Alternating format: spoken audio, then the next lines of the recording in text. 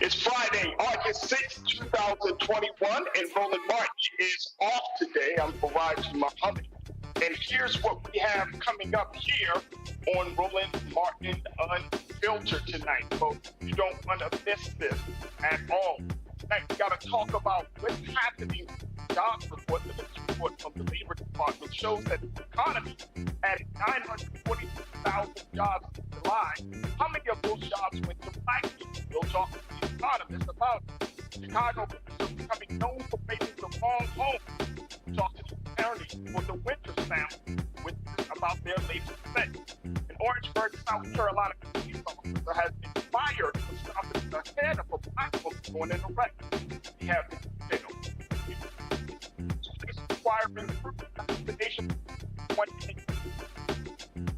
Women's death in Boston.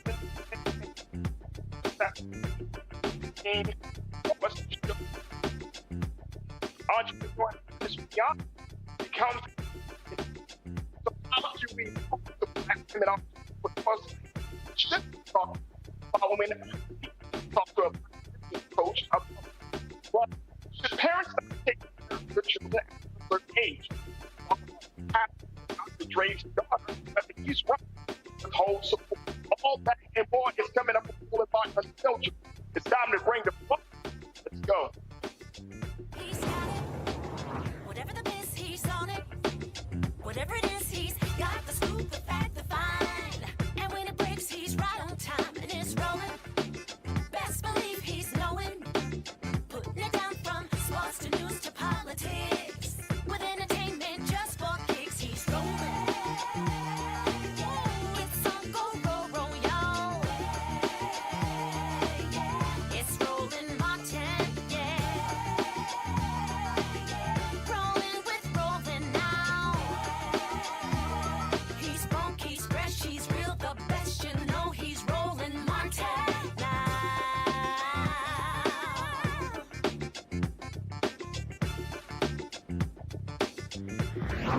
Martin. More Americans are going back to work. According to the latest report from the Labor Department, the U.S. economy added 943,000 jobs in July. The unemployment rate fell to 5.4%, which is the lowest it's been during the pandemic. Once again, the leisure and hospitality industry saw the most significant gains, adding 380,000 jobs last month, including positions for over 250,000 bartenders and food service workers. Earlier today, President Joe Biden emphasized it was his administration's initiative that brought us here. What is indisputable now is this. The Biden plan is working, the Biden plan produces results, and the Biden plan is moving the country forward. We're now the first administration in history to add jobs every single month in our first 6 months in office. And the only one in history to add more than 4 million jobs during the first 6 months. Economic growth is the fastest in 40 years. Jobs are up. The unemployment rate is the lowest since the pandemic hit. Black unemployment is down as well. That was President Biden talking about the efforts that his administration is making to bring jobs. Now, tonight, we wanted to start off the conversation about jobs and how they impact Black and brown communities, specifically as Americans are looking to go back to work, considering all of the changes from COVID-19 to job changes and losses. What is going to be the future of the labor market, of the job market? We're going to check in. Joining us to discuss the latest job report is Dr. Kristen Brody. She's a fellow in the Metropolitan Policy Program at Brookings Institution. Dr. Brody, thank you so much for joining us. How are you this evening? I'm well, and I'm happy to be here. We are happy to have you. Dr. Brody, I want to start off this conversation talking with you about understanding what does this number of 943, I know that we often have this as a metric of whether the country is quote unquote moving forward or not. But what does this really mean? When we hear that the country has added 943 new jobs in July, what does that actually mean? So Roland's audience will know that I love to disaggregate numbers and tell the whole story. So yes, we did add 943,000 jobs this month, which is great. Overall, the story seems to be an improvement for everybody except for Black teens. So I want to give one more number. While we saw that increase, the number of people who are not in the labor force, but who currently want a job, who want to work, is 6.5 million. And that's Hmm. up from 6.4 million in June and is 1.5 million greater than it was in February 2020. So when you look at the unemployment rate, yes, it's decreasing, but it doesn't count everybody who does not have a job and want one. There are people, if you haven't looked for a job in the last 4 weeks, then you're not counted in that number. So I think the first step is we need to consider these 6.5 million people who want a job and don't have one. Then I guess if Hmm. we look at the overall rate, we know that the U.S. unemployment rate was 5.4%, down from 5.9 last month. 4.8% for white people, 5.3 for Asian Americans, 6.6 for Latinos, but 8.2% for Black Americans. So even though it's down from 9.2 last month, it is still the highest. And I guess the story is really interesting for Black teens because their rate in June was 9.3%. It's the only rate that increased, and it increased significantly to 13.3% last month. And so if we're looking at those numbers, and I'm so happy that you brought it up because I think that's really the indicator. I mean, we started off in, like you mentioned, 9.2, now we're down to 8.4. We're still almost double than I'm sorry, 8.2, and we're still almost double what we've seen from whites and Asians. It still seems like we are still very far off from understanding how to handle this situation. What is contributing to this level of disparity, Dr. Roland? So happy that you asked. So if we look at vaccination numbers, the CDC reports that of people for who race is known, 58.1% of people who have gotten vaccinated, we know their race. And so 61.2% are white, 17.2 are Latino or Hispanic, only 12.4% are Black, and that's one dose, right? So we know that African Americans are also overrepresented in customer facing jobs like cashiers or servers, or in the medical field, caretaking roles, whether it's taking care of children or ill people or elderly people.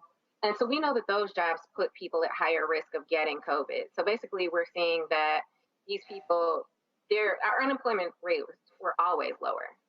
And so these things are just exacerbating those rates. And nobody wants to go to work putting themselves at risk of getting COVID. And then we still have to think about childcare and transportation issues.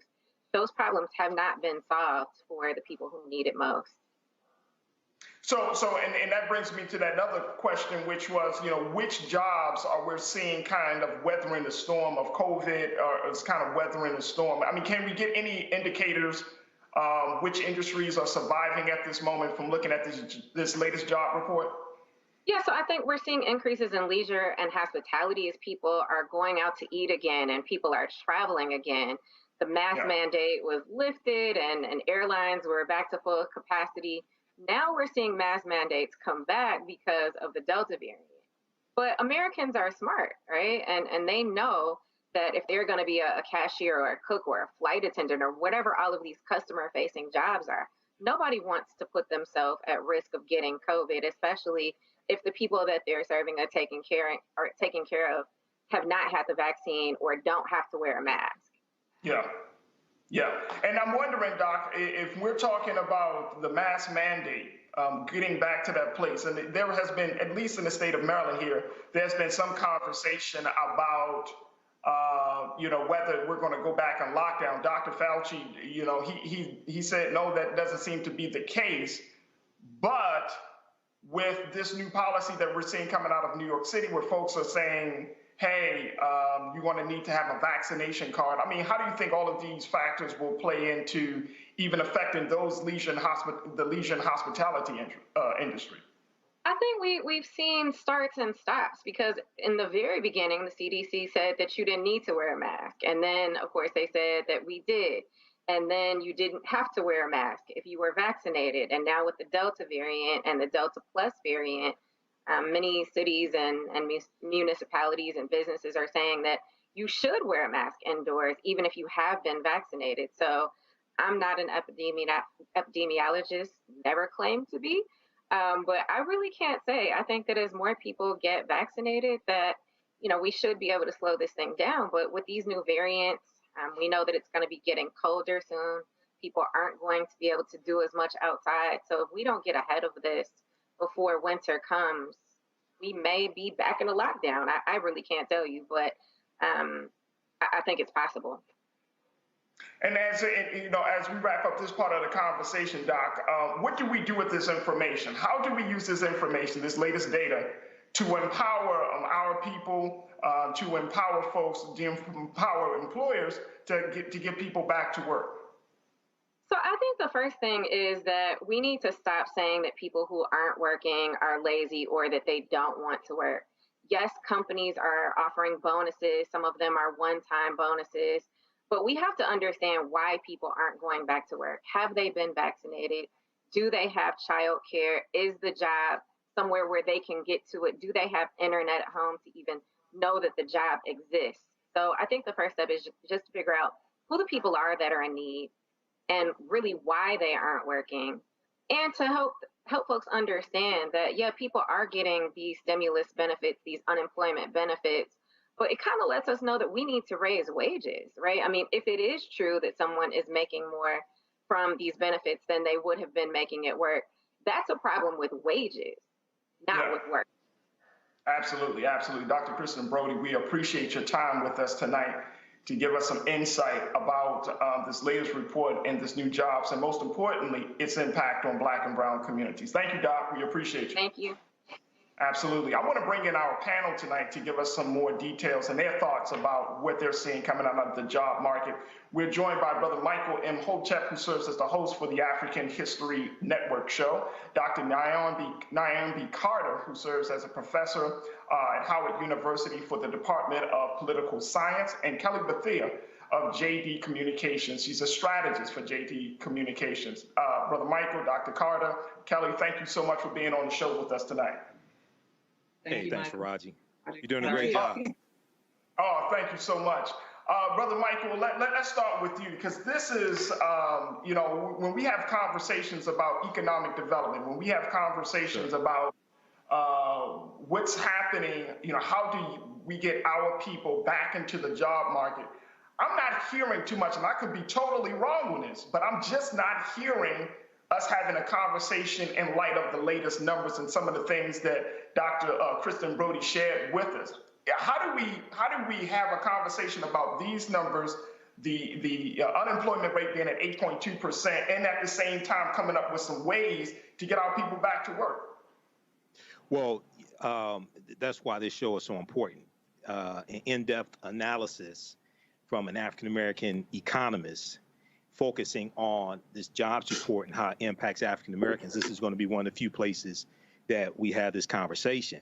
If we look at the numbers, now she talked about 6.5 million African Americans who are looking for employment but can't find it. That's the U6 number, okay? The U3 number is the 8.2%. The U3 number is, there's 6 different unemployment rates, okay? The rate that you hear, the 8.2%, that's the U3 number.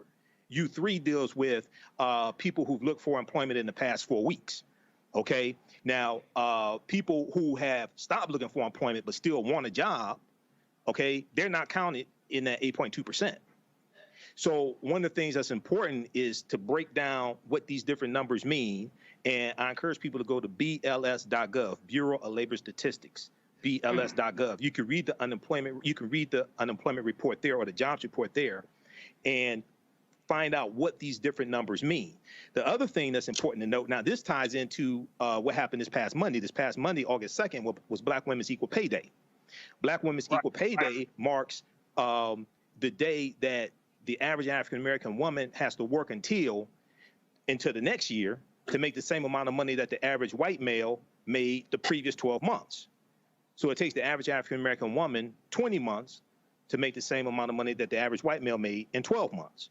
The average African-American woman makes 63 cents on the dollar. If we look at this piece here from CNBC.com, it talks about how African-Americans are participating in the labor force at close to the same rate as whites, yet earn 23% less on a weekly basis of $799 compared to $1,012 a week. So a lot of this has to do with the type of jobs that we're in, access to the jobs as well.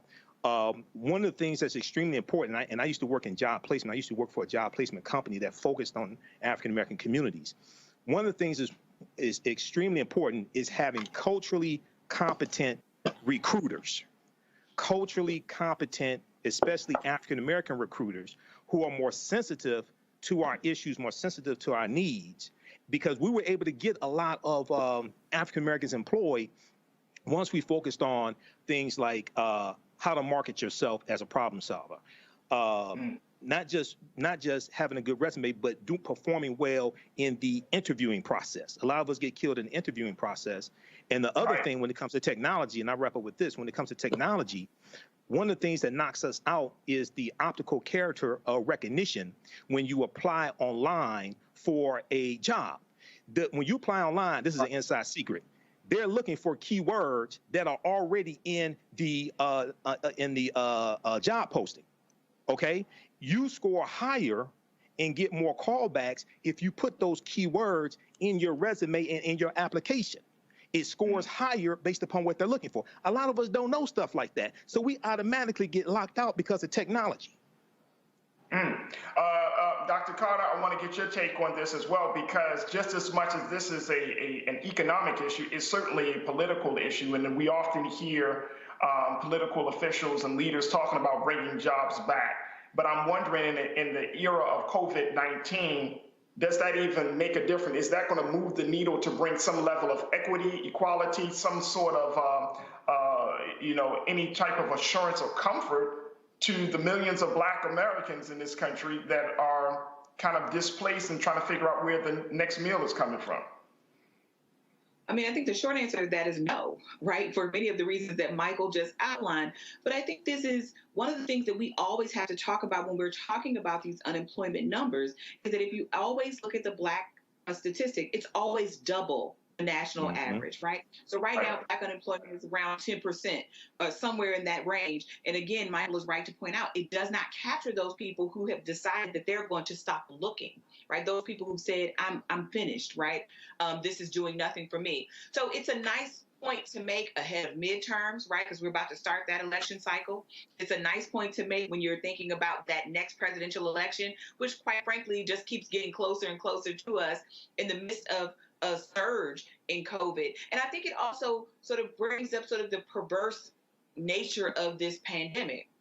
So on the one hand, Blacks have been extremely harmed by unemployment, but then we're employed in sectors where we are over represented, right, or exposed to COVID-19 at the same time. So Black people are both underemployed and employed in places where they are at great risk for contracting COVID. And so it's a really sort of rough thing when you start talking about these unemployment numbers. And as Dr. Brody rightly pointed out, once you sort of disaggregate, it's not just that it's Black people, it's young Black people in particular that are being locked out and that are finding themselves time and time again outside of this great growth that Joe Biden and other presidents before him have talked about. So I don't think this does anything for those people to bring them any comfort, particularly when people are still hurting financially. The stimulus is still, a shaky thing for many people, right? It's just not enough of it, and it's not on time enough. When we just had Representative Bush and others having to sleep on the Capitol steps to push an eviction moratorium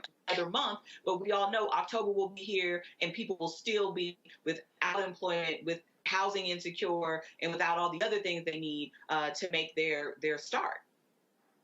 Absolutely. Kelly?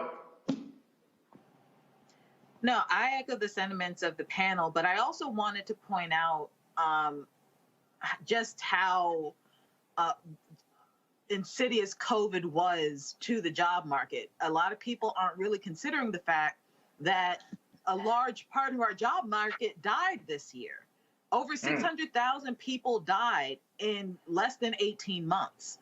And a good chunk of those people, I'm not saying every single person was working, but a good chunk, a good percentage of that 600,000 was the workforce. So for people who are complaining of, how come people aren't going to work? How come,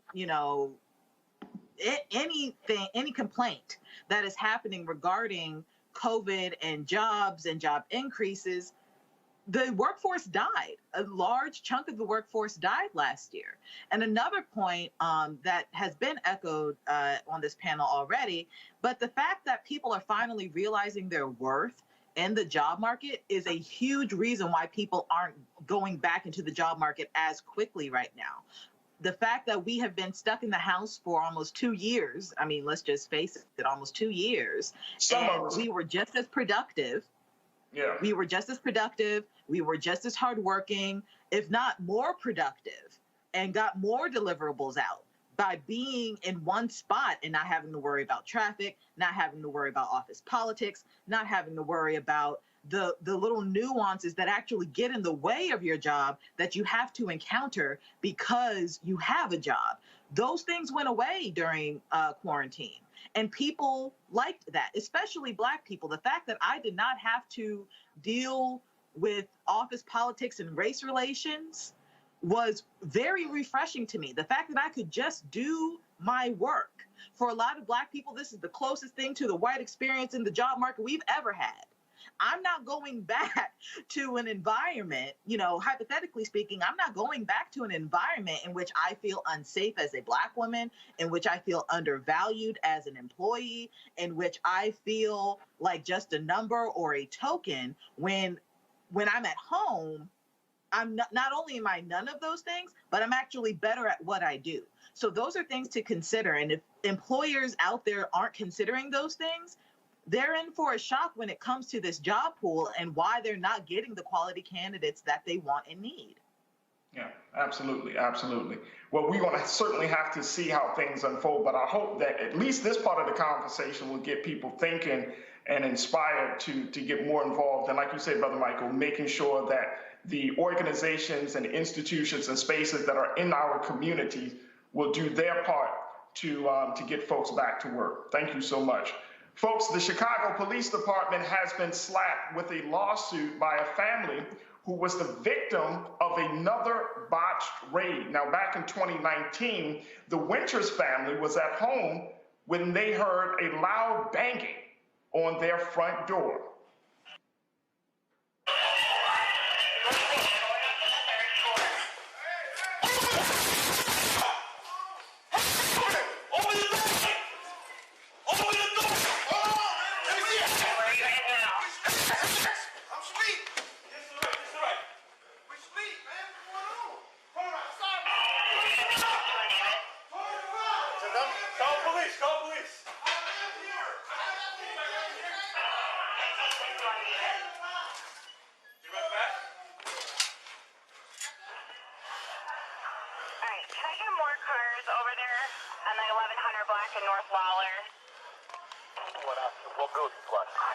Look over there. Is that him? Red. First building south of the alley.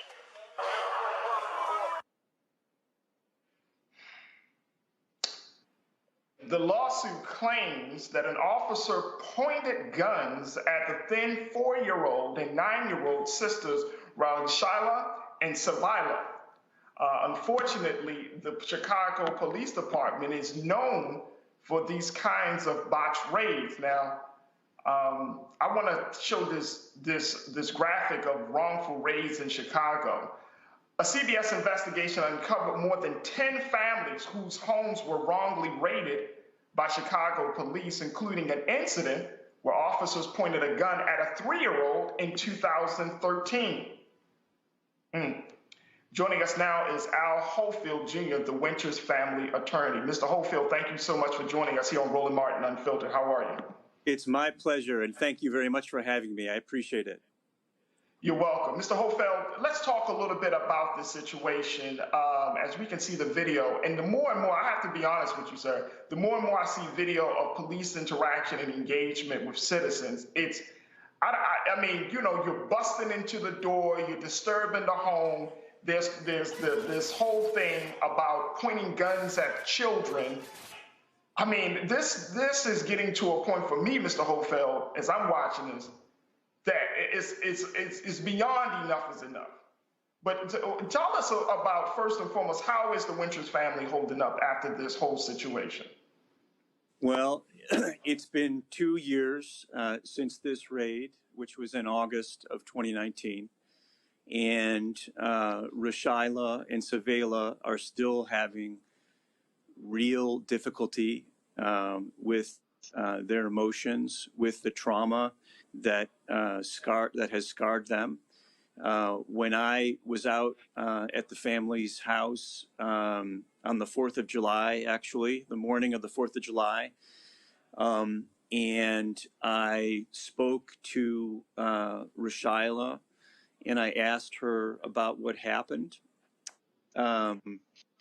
She gets completely silent. She looks down, and then tears start to stream down her face.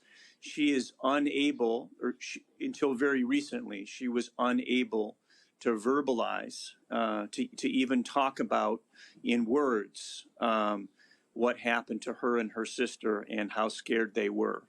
At the time it happened, one of the girls wet their bed. They were frozen with fear. The other girl, Savela, was crying. And since that incident, since that day 2 years ago, they've continued to have nightmares, trouble falling asleep, difficulty concentrating. Rashaila has started to act out by cutting up clothing of her. She cuts up her new pajamas and other. None of these behaviors, none of these things were issues for the kids before this police raid 2 years ago, and they're still living with it. And they're unfortunately, it's likely that they're going to continue to live with it for some time. Has the family gotten any type of therapy or therapeutic support for Rashaila and Savela? They've had some. It's not necessarily, if you don't have private health insurance, you don't necessarily get the best psychological care and counseling. We do work with some therapists who have a trauma clinic down at the University of Chicago. It's federally funded. So we're in the process of getting them additional counseling and treatment. And, certainly one of the goals of the lawsuit is to recover more than enough money to support high quality ongoing care and counseling for them for some years to come. And so, since this is a part, Mr. Hofeld, this is a part of a larger federal lawsuit. Is that correct, sir? This is one case of 11 that my firm has brought. The graphic that you showed was terrific. 7 of those cases in your graphic are cases that my firm has brought. We've brought a total of about 11. All of them raise and focus on this issue of pointing guns at young children. And let's be clear, we're talking about young children of color.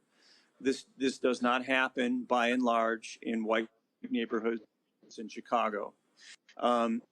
This pattern of pointing guns at close range directly at young children of color is the same across these cases.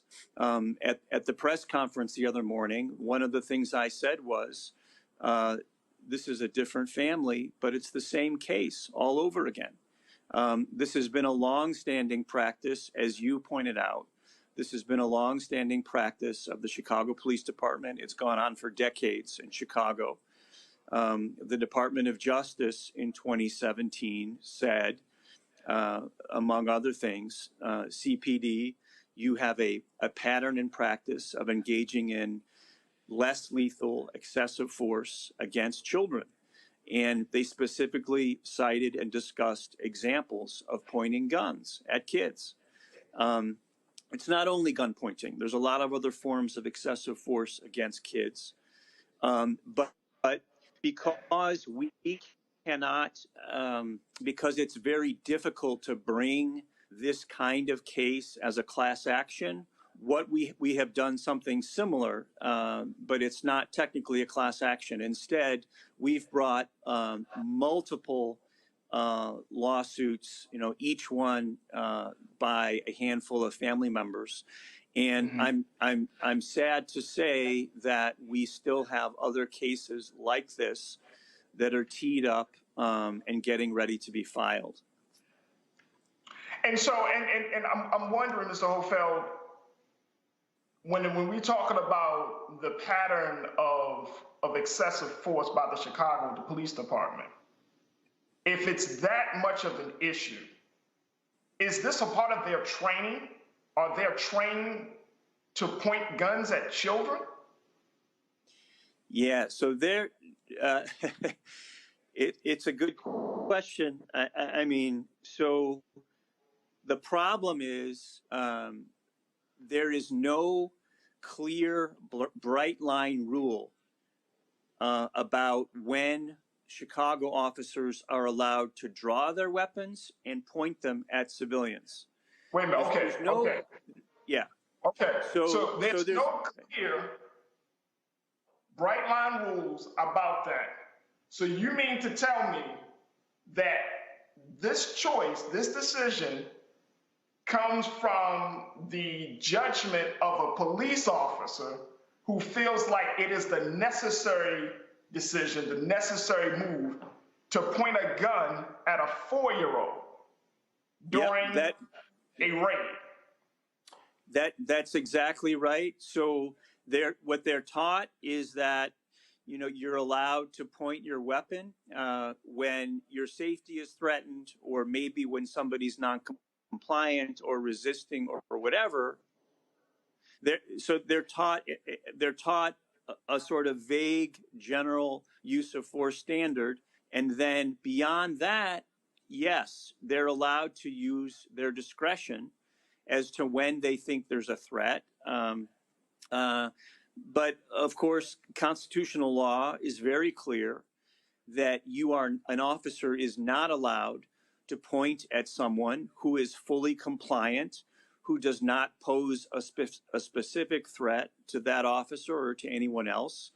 And the law is especially clear that when it comes to vulnerable people like young children, there's no reason to point at them. But officers have this broad discretion within these general sort of use of force principles and guidelines. And obviously what happens, in Chicago, officers come on too strong. They come out of the box using way too much force, partly because maybe they're trying to protect themselves, partly because, we have a problem with racism. We've got officers who don't see other human beings as fully human. So all these things come into play when they're using their discretion. And yes, they often wind up pointing at kids or at other civilians who are innocent when there's no objective reason to do so.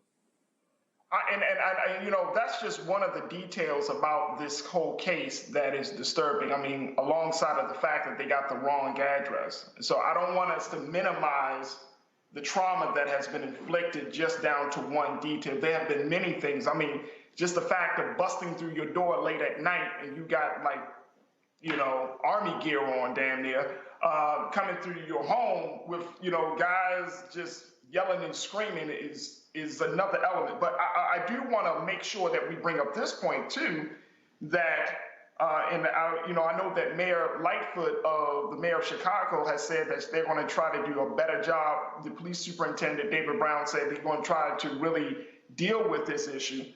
Can you talk to us a little bit about what is supposed to be the process for getting warrants, making sure that botched raids don't continue to happen? What's the process? Because there is an investigative component to getting warrants, to making sure that whatever information is coming to the police department is good information, not just some willy-nilly stuff.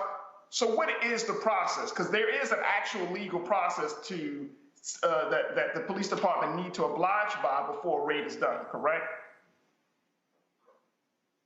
Yes, absolutely. So I'll tell you the process, then I'll tell you the way it's been done, then I'll briefly tell you the reforms that, at least on paper, have been made recently in Chicago. I will note that the Evans-Winters case that we've been talking about was a warrantless entry. This particular case, there was no warrant involved, but there still has to be a probable cause, and there has to be a little bit of an investigation to support probable cause. But the other cases that are on your graphic, almost every other case on the graphic was a search warrant case, a bad search warrant case where they raided the wrong home. So generally, as people know, an officer is required to have probable cause before requesting a search warrant from a judge. So the officer conducts an investigation, and when he or she has enough facts to constitute probable cause, he or she writes it up into a complaint for search warrant and signs it under oath. So it's an affidavit, essentially, or a declaration. It's sworn testimony by the officer.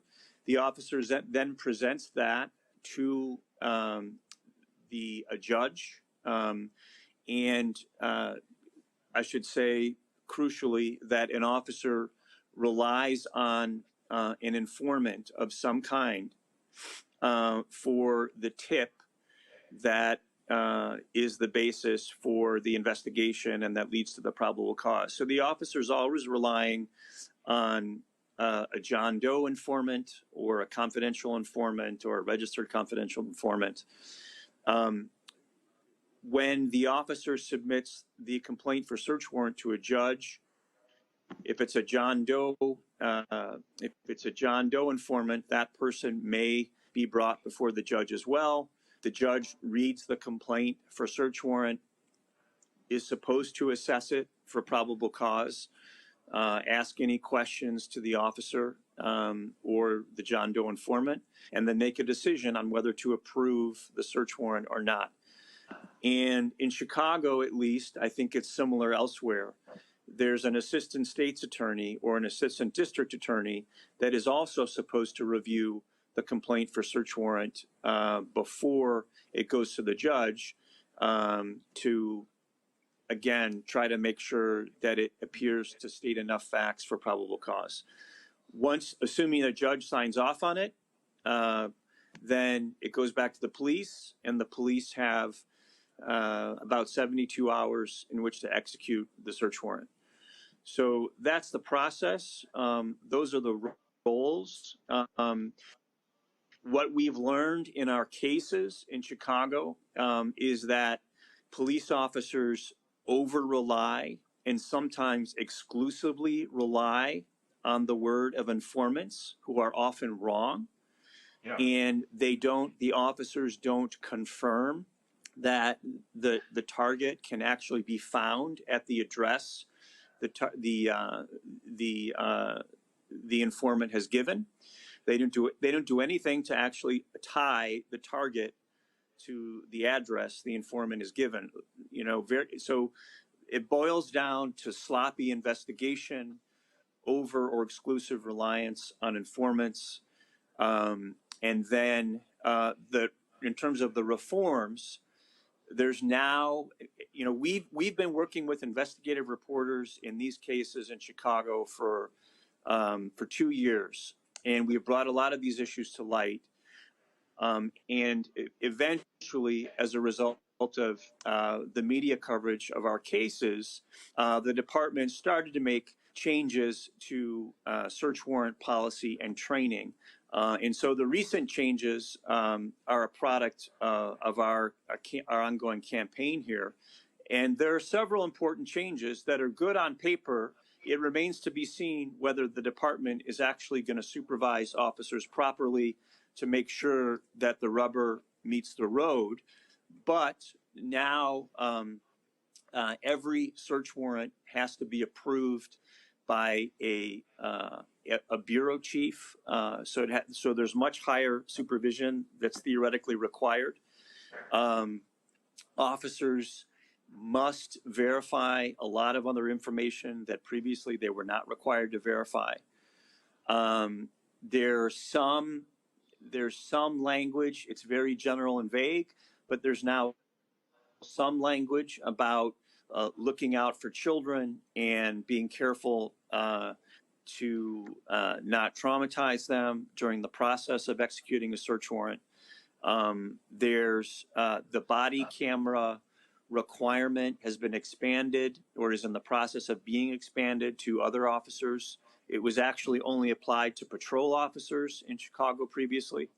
Now it's going to apply, I believe, to all officers who execute a search warrant. So there are a number of other, in the interest of time, I won't try to hit all of them, but there are another number of other important reforms that are in this new search warrant order, but no one is really sure yet how well officers are actually going to comply with them on the ground. That remains to be seen. Wow. Mr. Holfeld, we appreciate your time to give us the latest on this, and we'd certainly like to bring you back on to continue to update us about this case. And please give our love and peace and blessings to the Winters family. It's such a tragedy that this is happening in Chicago, but it's happening across the country. But it's even more tragic when it's happening to small children. So please let the Winters family know that we are certainly here for them, and we would love to bring you back on to give us the next steps of this case. I absolutely will. Thank you very much for having me, and I'll send your love. Thank you so much. I really appreciate it. Thank you so much, Mr. Holfeld. Mr. Al Holfeld, who serves as the family attorney for the Winters family. Now, folks, also out of Chicago, a police officer faces 2 felony charges for shooting an unarmed man in the back at a busy subway station last year. Officer Melvina Bogart surrendered to investigators Thursday after the Cook County State's Attorney filed charges of felony aggravated battery with a firearm and official misconduct.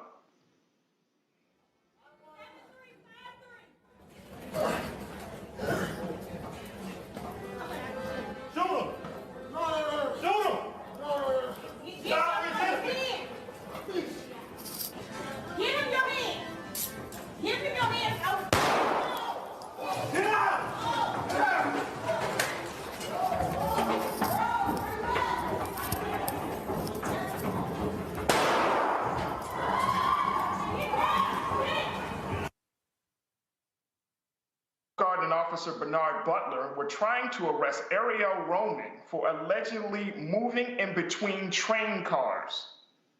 Roman was shot after a struggle at the bottom of the subway station's escalators. Now, after the incident, the police superintendent said the 2 officers should be fired for, quote, violating multiple department policies.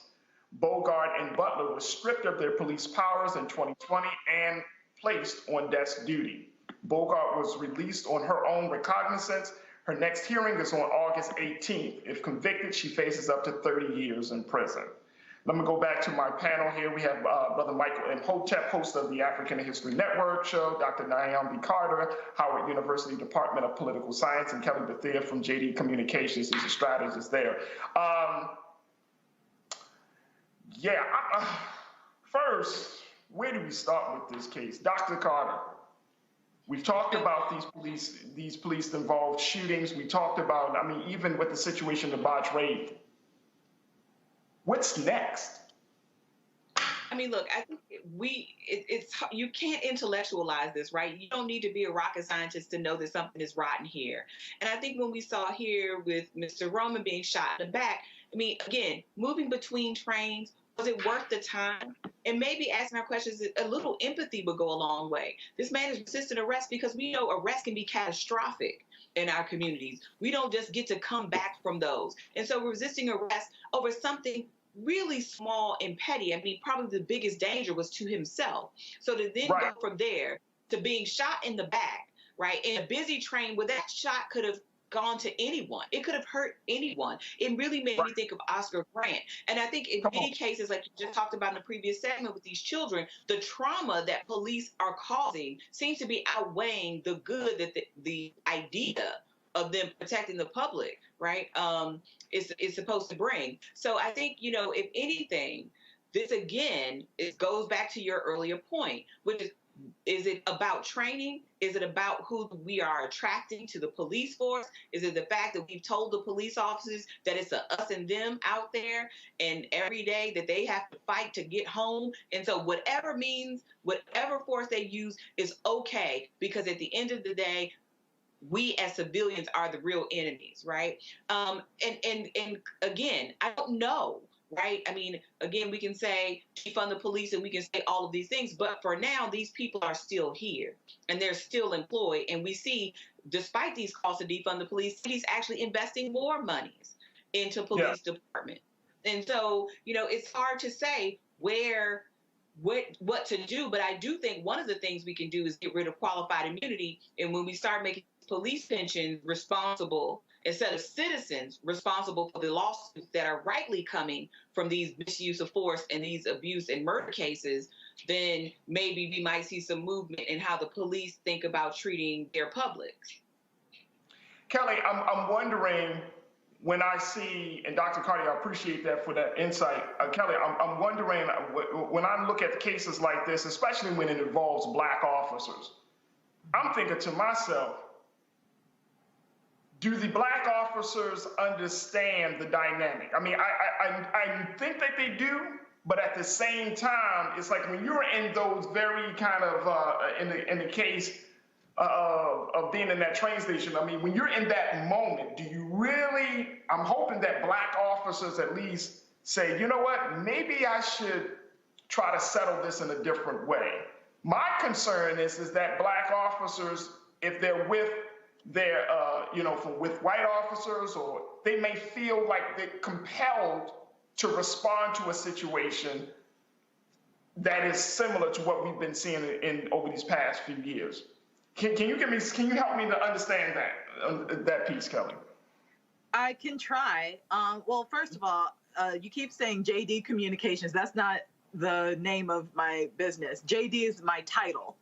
JD, I'm sorry. I apologize. Yeah, Kelly. JD is my title for law. But sure, I just wanted to make clear. So that, yes, ma'am. Yeah.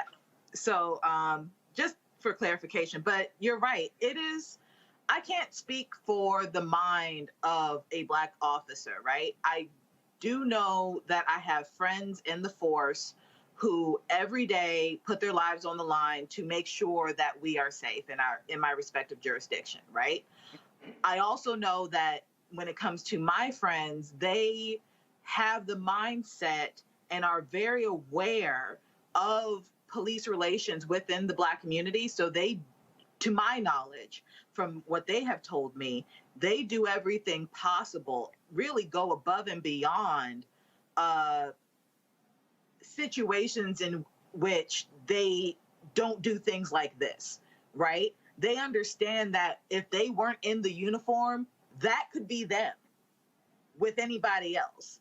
Without the uniform, you are still a Black man, you are still a Black woman, and you are still considered a threat by way of your skin color. Your skin is the threat for a lot of these officers. So when a Black person who is an officer does something like this, it makes me feel like, one, they should know better, but also it is just reckless. Like in the legal definition, it is reckless because it feels deliberate, but it's also unjustifiable. And to an extent, it feels like they have a disregard for the situation as a whole, in that you know what the police relations are in your jurisdiction that you are supposed to be protecting and serving. You know how your people are. You know, that's not an excuse for criminal behavior, but from a cultural standpoint, you understand us. At least you should if you are us. So when things like this happen, it feels as though you basically breached your duty as a Black member of the community and as a police officer, because you're not protecting and serving. And you also disregard the fact that if you weren't in that uniform, that could have been you. So there's levels to it. I can't go into the mind of it. I'm not trying to put blame on Black officers, you know, like tokenizing them in a sense, but there should be an awareness that you have as a Black officer such that you're not in this situation. And that you do everything in your power to de-escalate, no matter what the cost is. You know, not saying your life, but a lot of these situations aren't necessarily life-threatening from the view of a police officer, because they're the ones with the gun. They're the ones with the weapon. As far as I saw in this tape, they were unarmed. So they have all the power. They just need to use it responsibly and not reactionary. And that's what I'm seeing here. And it's a shame, because this did not have to happen. Absolutely. I want to take us down to now Orangeburg, South Carolina, where a South Carolina police officer is out of a job after violently stomping on a Black man's head during an arrest. And this is such an unfortunate situation, folks. But Orangeburg's Department of Public Safety officer Lance Dukes faces first-degree assault and battery charges for the July 26th attack on Clarence Gailliard. Now, in this body cam video released by Gailliard's attorney, Dukes orders the 58-year-old to the ground. Moments later, he stomps on his head.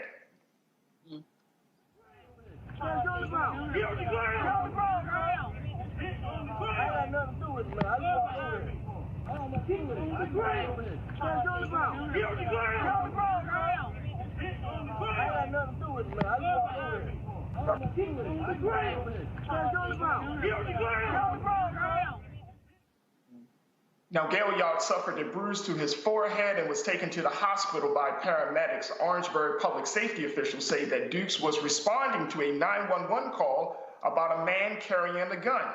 He was fired from the department 2 days after the incident and faces a maximum of 10 years in prison. Now, in this body cam video, we see it from the vantage point of another officer who actually did the right thing. Check this out.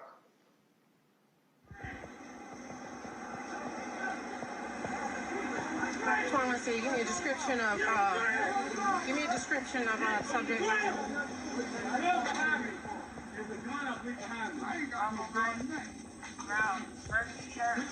don't know you. I walked over there.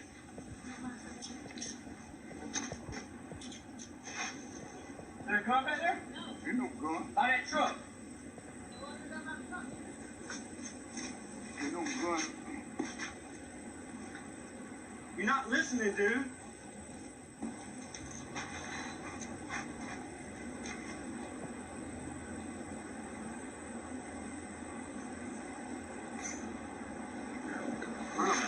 You got a gun on your hand? No, I ain't got no gun. I ain't no gun.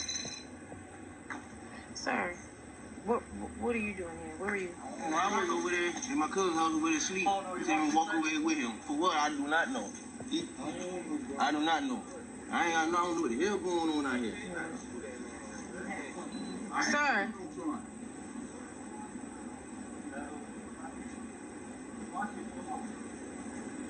So what's your name? Where are you coming from? I was over there asleep.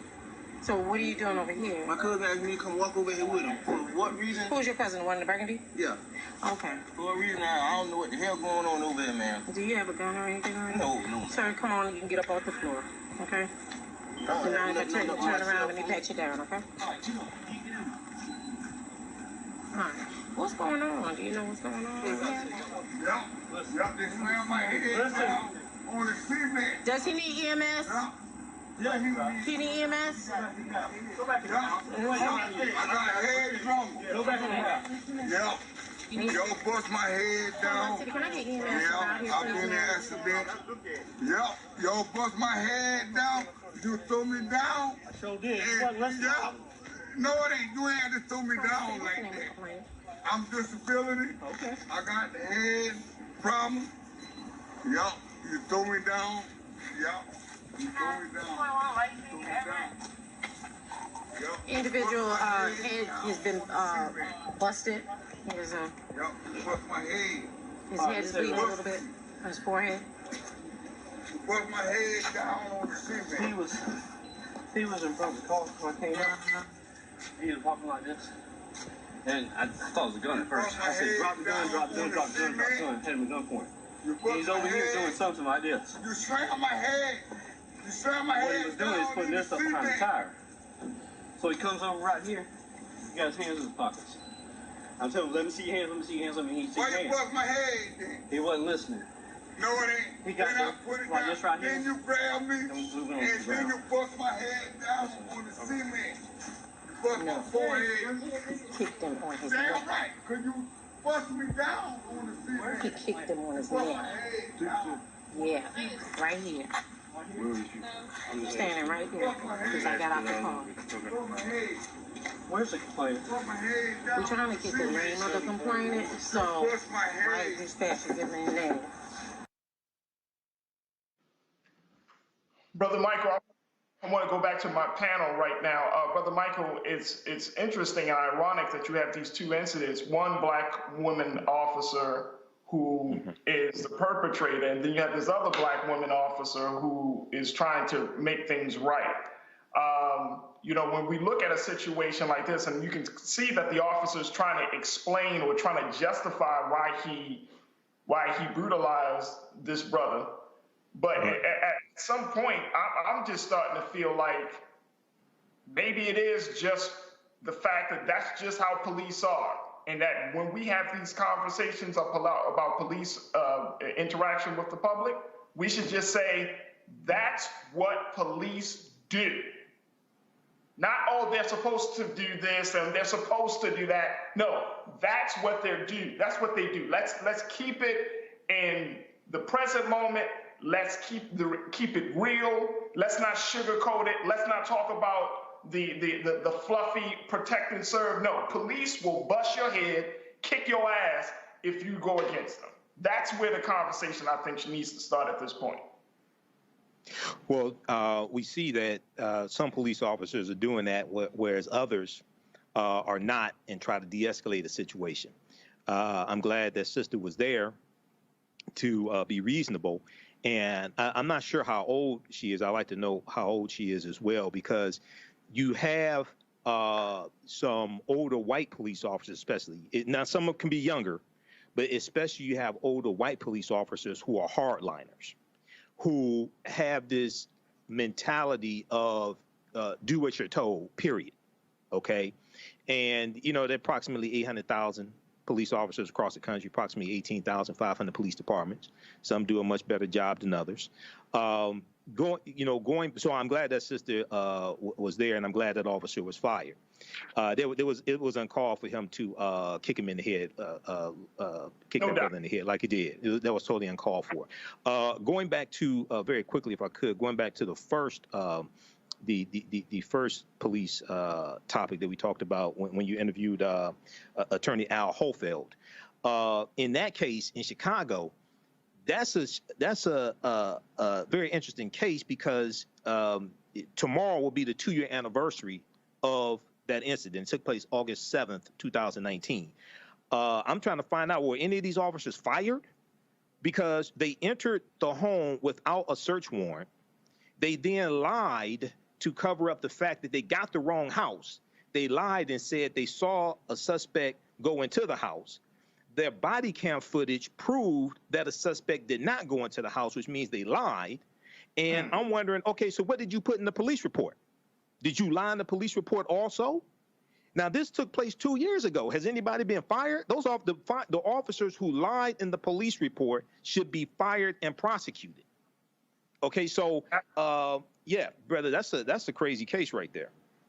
No, and I'm glad, Brother Michael, that you brought that piece up, because I think that you know, a lot of times when you're talking about the follow through of these cases, we often don't hear about it. We hear about the infraction or the violation, but we don't hear about the follow through unless they're high profile cases. And I'm hoping that in this case with Mr. Gaillard down in Orangeburg, South Carolina, the follow through is that the officer is removed. Now, he probably won't be, because this is America, and those type of things don't happen because one in violation. A joker got to get 10 violations on his jacket.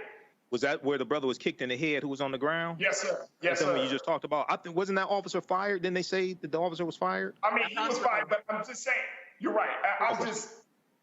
It's just convicted. Yes, convicted. Prosecuted. He needs to be prosecuted for assault. Okay. Right. Yeah. Thank you. Okay.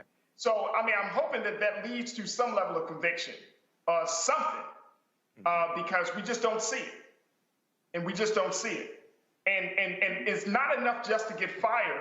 Hell, it's not even enough just to say, we want money from you. I mean, we need the whole package. We can't get an a la carte type of justice. We need the whole package at this point. So I'm hoping to see some real resolution.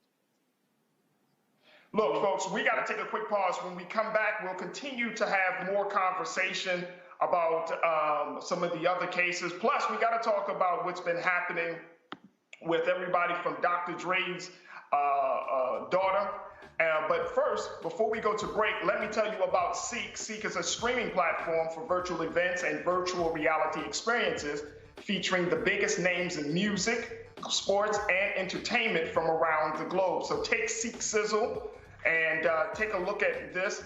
But the Seek's mission is to enable content creators to directly generate revenue from a global audience on multiple devices, including VR headsets, smart TVs, gaming consoles, mobile and desktop devices.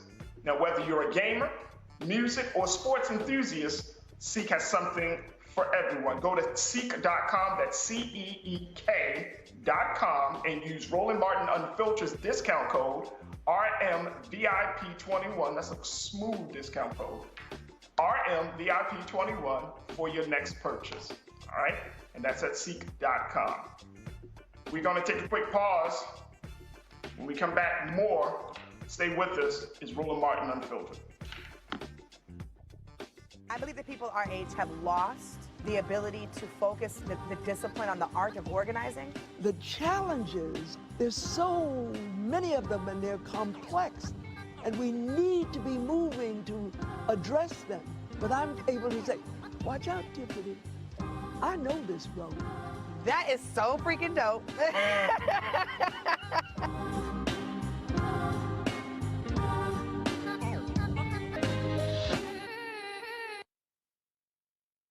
George Floyd's death hopefully put another nail in the coffin of racism. You talk about awakening America. It led to a historic summer of protest.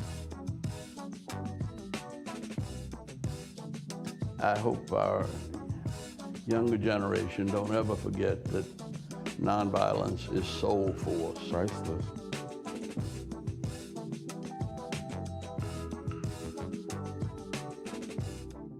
What's up, y'all? I'm Will Packard. Hello, I'm Bishop TDJ. What up, Lana Well, and you are watching Roland Martin Unfiltered.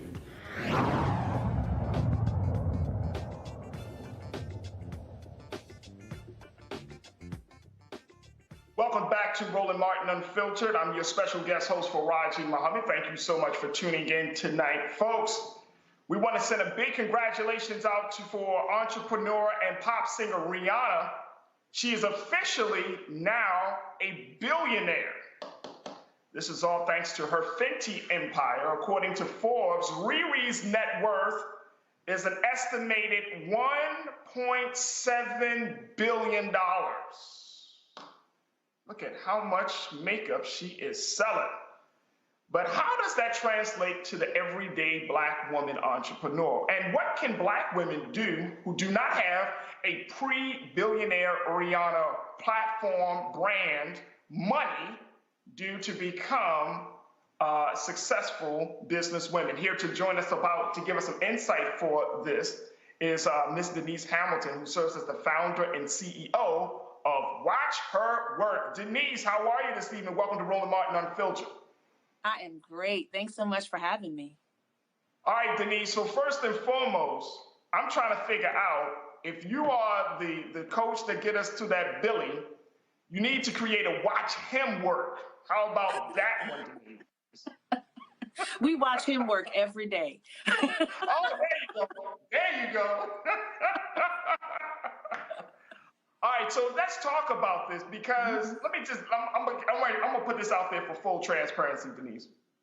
When I read that Rihanna was at the $1 billion mark, and this is according to Forbes, I mean, I was like, okay, should we care? I'm gonna be honest with you. Should we care, right? Mm-hmm. But then, after some thought and talking to my team, I was like, you know what? We should care because this is a very critical time to be financially successful. I mean, we're in the middle of a pandemic, but I think that there is a changing view that people have about money that is very, that will uproot what has been years of get money mentality. There's something changing, Denise, and I want to for you to share your expertise on this. I might be far off, but I think that now entrepreneurs are kind of coming into those business spaces not just wanting money, but they want to make an impact. And Rihanna is doing that, and she's doing that very well. But how do you walk that line when you don't have the music, the modeling, the endorsements behind you to already give you that necessary push? It's a great question, and I'll back up a little bit. Your first question of should you care? We should absolutely care because the way Rihanna made we absolutely should. School me, Denise, school me. If you can see it, you can be it. Right? The example is really powerful. Plus, the way she made the money being inclusive. She was at the vanguard of inclusion when it comes to cosmetics, doing a full range of colors. She proved to an entire market that selling to us and valuing us is good business. And what a powerful message. So yes, absolutely, we should 100% care. But your question is a really powerful one, right? What does this mean for the average Black woman that's starting a business, maybe starting a business right now? I got some good news and I got some bad news. First, the bad. No. I got the bad news first. Let's do it. Bad news first. The average, according to Black Enterprise, this study is about 1.5 years old, but the average Black woman-owned business annual revenue was $24,000. Wait a minute, hold on, Denise, hold on, sister. $24,000 for the whole year? The whole year. That's the average. Okay? Wow, okay. Which means we have more hobbyists than business women, right? And so we have to be honest. We have to be honest about kind of what we're doing, how we're approaching our businesses, and how we're supporting and undergirding them for maximum success. That's why we need to see Rihanna out here killing it, because there are some lessons that we can take from Rihanna. No, we don't have the modeling. No, we don't have the music. No, we don't have all of the things. But let's focus on the things we do have, right? And what we have is creativity, innovation. We are close to blue ocean, right? There's so many businesses that need to be started in the Black community. So many. So we're close to the customer. We understand what the needs are. Now we just have to layer on the business skills on top of that. We have everything that we need. We just have to activate it. So it's a great time. Like you said, there's never been a time like this. I call this Black girl hunting season. right? There's never been a time Wait, like this. I want you to say that again so I can put it on a t-shirt and get rich. All right, go ahead and say it again. It is Black girl hunting season. Let's go, right? And the things we got to do is we just have to be more about our business. I shared the stat of the average revenue being $24,000. For white women, I believe that number is about $143,000, right? That delta, we got to close it. And we got to close it fast because we're going to be impacted by this pandemic. Right. So here's the thing real quick, because culturally, and I'm seeing this, my wife is a business owner and I know she does work and everything, but one of the things that her and I often talk about is, making sure that you're doing the administrative work to make sure that your business is a legitimate business, because we're in this cultural space where a lot of entrepreneurs, whether you're male or man or woman, they're assuming that if you put your stuff out there on social media and you sell it, you're a business. So help us to understand that it's important for you to get registered in the state of your business, to make sure that paperwork is all straight and all of those things, just as much as it is marketing yourself. Can you talk to us a little bit about that? 100%. There are so many opportunities to do business with corporate America right now, but you can't do it if your papers aren't in order, if your documents aren't in order, if you're not structured. We saw it with the PPP loans. A lot of Black people were not able to access those funds because they didn't have the structure of their business correct. They weren't paying themselves correctly, right? These things really matter. And I know it's so easy to just take that money in cash and not really do all the paperwork. That's the easy way to do it. But if you do it that way, you have almost guaranteed that you'll always be small, right? And so we want you to grow. We want you to expand. We want you to be as much as you want to be in terms of growth. And you can't do it if you kind of act in a way that's small and amateurish. The truth of the matter is, all too often, we ask amateurs for expert testimony, right? And it's time. Hold on. Woo! That's what we're doing, right? So Linda is a cashier at a store, and you're like, hey, what do you think about this? Honey, Linda does not know. She loves you and she wants you to succeed, but she does not know. So we have to challenge ourselves to push out and access resources from people who have actual businesses. And I love the coaching community. I do, but we need to be careful and vet people that we hire as coaches and make sure they have a demonstrable business and not just a coaching business, right? Like if your business is selling me coaching, then you are not necessarily exactly the right person to be giving me coaching about my perfume business or my laundry business or my dry cleaner, right? So make sure that you're getting great advice. And there are so many resources for great advice, right? Even your local library. That librarian, if you call them and say, hey, this is the information that I need, they will give you the demographics. They'll give you the upcoming trends for your industry, what is happening. Like, they'll share so much information with you. So you have to push past, and that can be intimidating sometimes, right? But we want you to push past that intimidation and access those resources, because you need the right information if you're going to move forward and build a successful business. Denise, we got a couple of moments left, and I'm so happy and grateful for your insight and just to emphasize these things. Are there a couple of nuggets of wisdom that you can give to Black women entrepreneurs out there? Can you give us like 2 or 3 nuggets that we need to keep in mind? Absolutely. You want to have a successful business, the first thing you have to do is make room for your dreams.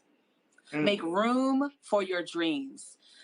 Clear out the distractions. Cut your expenses. You may have to cut down some activities. Maybe your kids play 4 sports. This season, they will have to play 2, because you have to make room for your dream, right? You have to create the financial environment, and you have to create the time. Maybe you got to get up an hour earlier or stay up an hour later. Whatever you got to do. But what we too often do is we have our lives and we just put our business on top of it. And that's just not going to work. All right. That's the number 1. What's number 2? The other one is, I got to say, team up. Y'all, we have too many people that are selling 5 candles and she's selling 6 candles and she's selling 8 candles. Boy, if y'all got together and teamed up, you could sell 1,000 candles, right? So find people that are like-minded, that have similar interests, similar passions, and let's figure out ways to work together to get the bigger product. So rather than selling, 7 candles at the flea market on the weekends, can we team up and sell 1,000 candles to Sony or 1,000 candles to a bigger corporate customer? Maybe, but you don't know if you don't try. Structure those relationships well, paper it up, have everything in order. But I guarantee you, we can do more. We can go further together than we can alone. There it is right there. Denise, we appreciate your time. I love it. Make room for your dreams. I love it. Team up. I'm feeling it. How can people get more insight? Because you got some wisdom. You dropping some jewels on us tonight, Denise. So how can people get more wisdom and more guidance from you and keep up with Watch Her Work? At the site, we have over 7,000 videos that are giving advice for women. It's a free service. Everything from how do you ask for a raise? How do you tell your boss you're pregnant? How do you get money from the bank for your business? All kinds of information about how you can be a successful professional woman, because we just don't believe you shouldn't have to have powerful friends to have powerful information. So we try to make that available to you. So just visit us at the site, and we'd love to see you as a part of our community. Absolutely. Denise Hamilton, founder and CEO of Watch Her Work. Denise, I'm gonna pull you up on this one. Watch him work has got to be in the works there. You gotta have that coming. We'll talk about it. Call me. Definitely appreciate you. Thank you so much, Denise Hamilton, for joining us here on Roland Martin Unfiltered. Folks, I want to share with you another story as we talked about tonight, and then we're going to get you back to our panel. But if you haven't heard, Dr. Dre is under fire. Apparently, his 38-year-old daughter, who is the daughter of his ex-wife, Lisa Johnson, his eldest daughter, LaTanya Young, says she's homeless and has been living out of a rental car that is costing her $2,300 a week. Now, how has she been handling and dealing with herself? Well, she's been, doing DoorDash and Uber Eats. She's been doing other side jobs, like working in a warehouse for about $15 an hour. But she says that the billionaire producer has not been there for her for the past 18 months. Now, she did admit to the fact that she had received in the past money to pay for her rent, an allowance, but that all ended in the beginning of 2020. Now, part of the reason that she believes that Dr. Dre, her dad, has stopped giving her money is simply because she talks to the media and that she talks about things that her dad doesn't want her to talk about. As a result, she feels like she's being punished and that she can't communicate with her father, and that the only way to communicate with him is to go through his people. Now, I wanted to bring this issue up, and I want to get the insight of my panelists tonight, because we're asking the question, when do you stop taking care of your child? When does this growth, this stage of growth begins? And I thought this is interesting because there's still a lot of unanswered questions, Dr. Carter, when it comes to LaTanya Young and some of the trials that she has been suffering from. She is a mother of 4. The 4 children do not live with her in the car. They do live with family and friends. I don't know what the relationship has been between her mother and her, and why her mother, Lisa Johnson, has allowed her to live in a car. But see, this is a 38-year-old woman. So I'm trying to understand, is this a situation of arrested development? Is this a situation where, a child is not ready to move on or, take it to the next level? What are we seeing right here in dealing with this situation, and what can we glean from it? Well, I will say this. I'm a child of the family. So this is something that I think has been a conversation in my family about when you're too enmeshed with your children and when is enough. I knew at a young age that there was going to be a time when my mother would say no. But I also knew that if I fell on hard times, that I could go home. I still know that, right? I know that I can do that with my parents. But that said, it's hard, being an outsider looking in. We don't know, as you said, all the ins and outs of their relationship. Maybe it's a strained relationship, at least from some of the things she said. It appears to be that way. But I also think, many of us want to sort of armchair psychologize this family and tell these people what they should be like. And most of us are only saying this because we know that Dr. Dre is a billionaire. And we say, well, he has it. He can do it. He can take care of her. Yes, he can. He can take care of all of us and then some, right? But what you should do as a parent is something separate. I mean, as you know, we are talking about a 38-year-old woman. We don't know what her circumstances are. We don't know why this has changed, right? And so I feel uncomfortable saying what Dr. Dre or any other parent ought to be doing for their grown child. I know, at least for me, I think the expectation was, I'm going to put you in the best position I can to be able to care for yourself. And if it comes to a time when you cannot, because of something, right, an act of God, job loss, or some traumatic event, then yes, you can rely on family. But that's my family. I can't say what this looks like for other people. And I also know that my mother had very clear boundaries around what was acceptable and what was allowed. If I'm a substance abuser and other things, I am absolutely not allowed in her home. I'm not coming to her home. That was made very clear to me. So there are limits that I think parents can put on their children, regardless of age, particularly once they are adults, about what is acceptable behavior. I think that's true for any person, right? Boundaries are always good, and you don't have to explain to people why you put those boundaries there, just that you have. So I'm not going to say whether he should be doing something for his daughter or not. I think it's an unfortunate circumstance, and I have a lot of empathy for her current circumstances, because no one should be housing insecure. No one, whether your parents are billionaires or not. Oh, absolutely. Absolutely, Dr. Carter. I want to bring Brother Michael. What's your take on this? Because something that Dr. Carter said that I think that is a big message that is often in the Black community, at least in my household as well. I could be wrong, Brother Michael, on your end. But I remember my dad, he probably said, well, I didn't say it quite like that. Yes, you did, Dad. You told me when I was 18 years old, I better hit the road, man. You got to get up out of here. Now, that has been a part of our culture for a very long time, that you get to quote unquote adult age, and next thing you know, your parents are saying, all right, like baby mother bird, all right, you got to go out there and fly.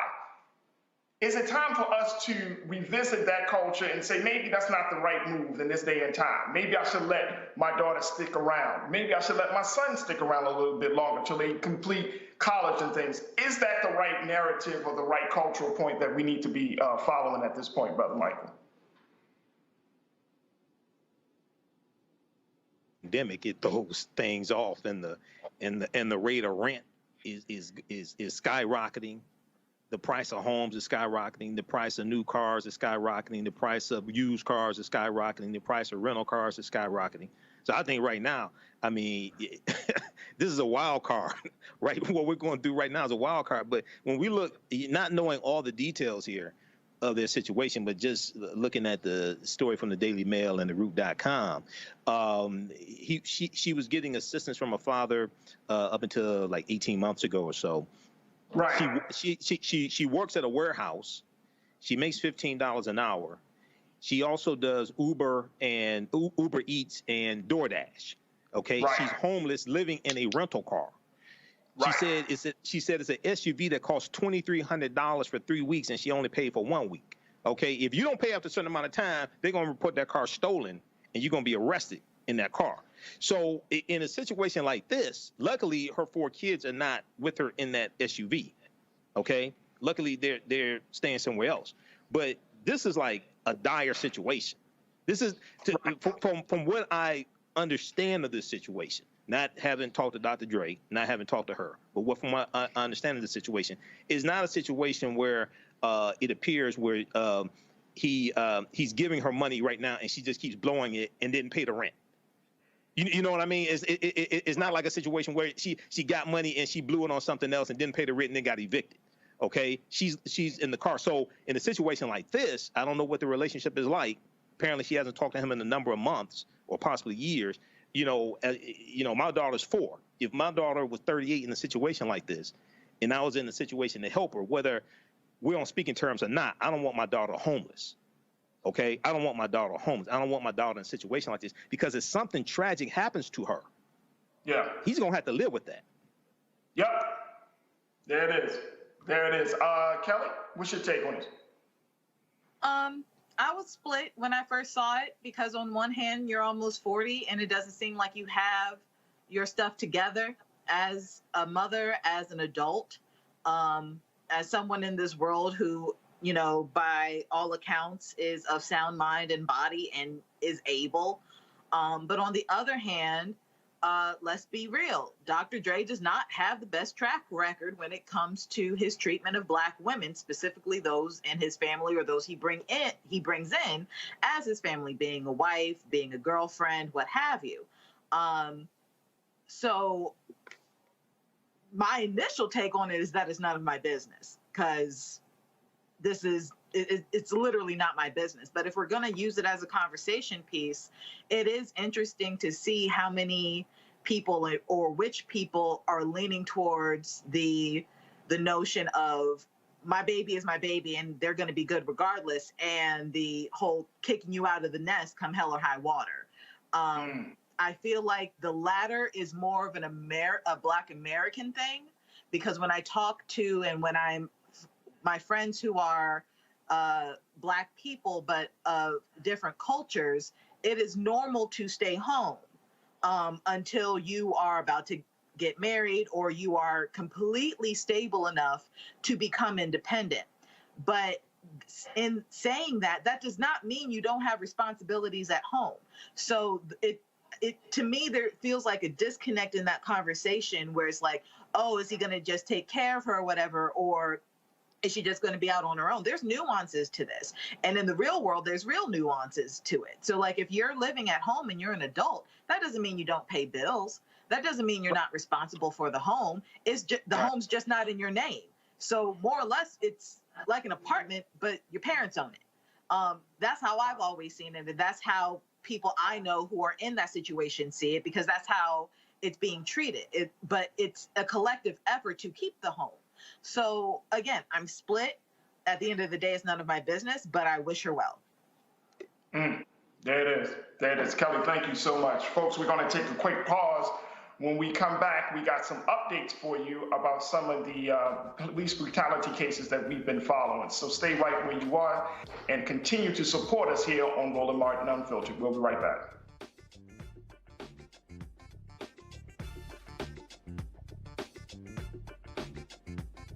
White supremacy ain't just about hurting Black folk. Right. You got to deal with it. It's injustice. It's wrong. I do feel like in this generation, we've got to do more around being intentional in resolving conflict. You and I haven't always agreed. Yeah. But we agree on the big piece. Yeah. Our conflict is not about destruction. Conflict's going to happen.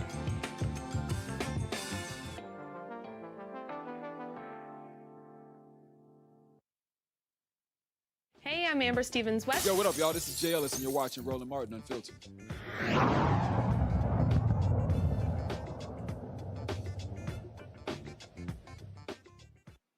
Welcome back to Roland Martin Unfiltered. I'm your special guest host, Faraji Muhammad. Roland is off tonight. Folks, we have a few updates to some stories that we've covered. Do you remember that Atlanta, Georgia police officer who was caught on video kicking a woman in the head? Well, he's no longer a cop. The Atlanta Police Department's Office of Professional Standards recommended the termination of Sergeant Mark Theodule, and Chief Rodney Bryant agreed, saying, quote, "I want our officers and the public to know that I do not take terminating employees lightly. But I also understand that the Atlanta Police Department must be held to the highest standards, and with that comes accountability when departmental policy is violated. Considering all the facts, I support the findings and recommendations made in this case." Officer Bridget Citizen, the other officer on the scene, was reinstated. The investigation found Officer Bridget Citizen did not violate the Atlanta Police Department's duty to intervene policy. There was only one kick. I want to go back to my panel, Michael Hotep and Hotep, Dr. Niambi Carter, and Kelly Bethea. With this particular situation, and Brother Michael, we'll start with you on this one. With this particular situation of what's happened in Atlanta, is this justice? Well, with the officer being fired? Yes. Well, that appeared to be assault to me, so I think he should be prosecuted as well. That's a good start that he's fired, because sometimes oftentimes we see situations where the officer is not fired. So that's a good start. And this was blatant. It was caught on camera. You know, now it's just interesting. It just happened to be a black officer, and he gets fired. Right. I want to see the videos of the white officers doing things like that and get fired as well and get prosecuted also. But this is a start, but that's assault. He should be prosecuted. He should be prosecuted also.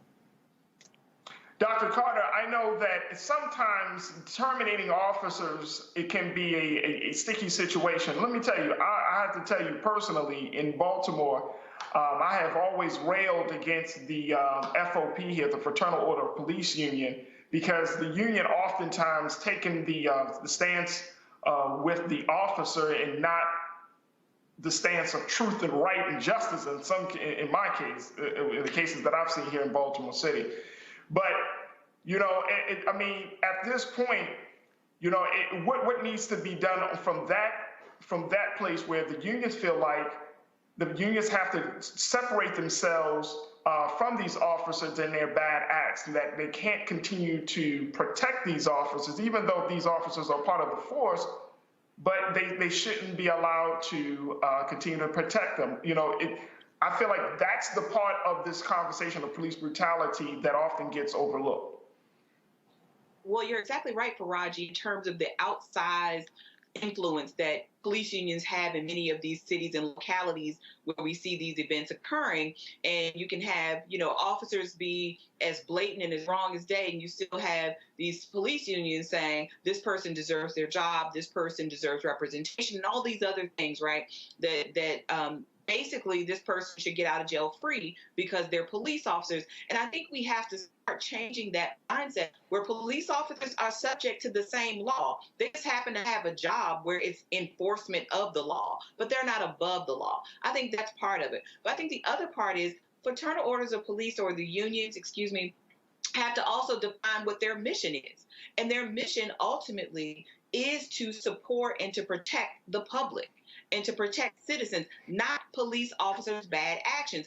If they want us to believe this sort of few bad apples comments, then that means you cannot support the corrupt. That means you cannot support the abusive. That means you cannot support the disrespectful, and so on and so on. And oftentimes we say that police unions see their effort as being supportive of officers and officers only, and not to truth and justice and righteousness, right? All of the things that we think police officers should be about. So I think we have a long way to go, really, before we can change this culture, and that's part of it. And I think making police officers more accountable is going to start with making these unions less influential than they are.